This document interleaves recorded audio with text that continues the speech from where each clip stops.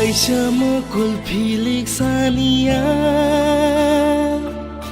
Nini mukhanu gyake Hamana nakaririna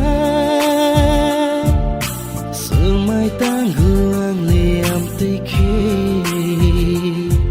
Nini kawono anino Nini kawono hawo taklai thunoko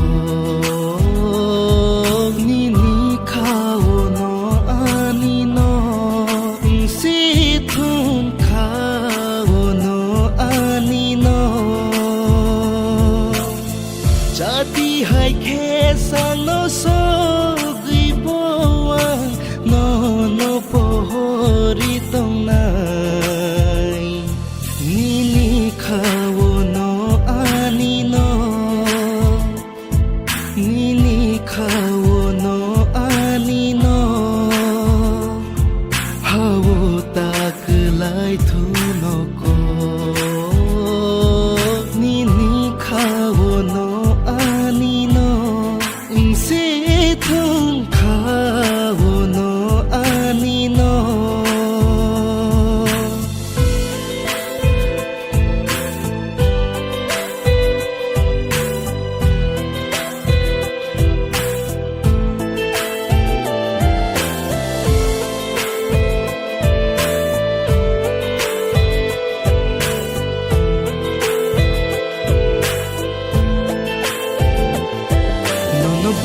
bataino o sal ka sai phaina nonam khang payang gina habit mathang jana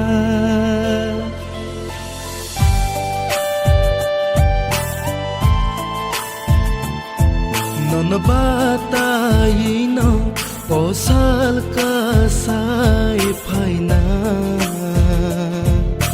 nonam khang payang gina habi mathang jana kaito no se nugoa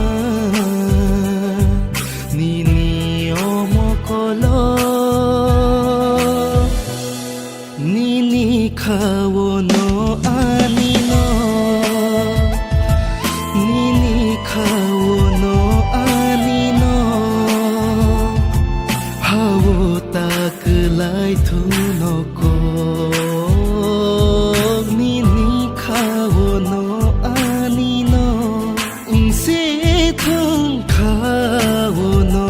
anino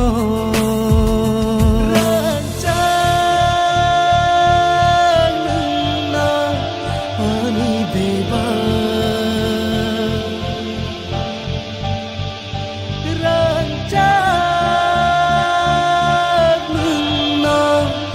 ani beba beba beba rani beba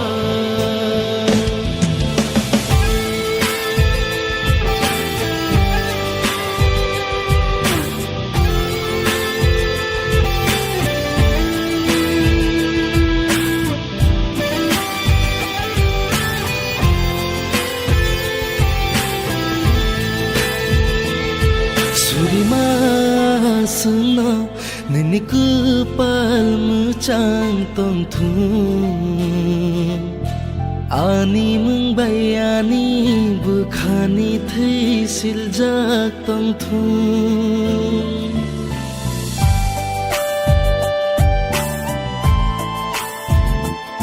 surima sunno nini kupal mucang tong thun ani mung bayani bukhani thei siljak tong thun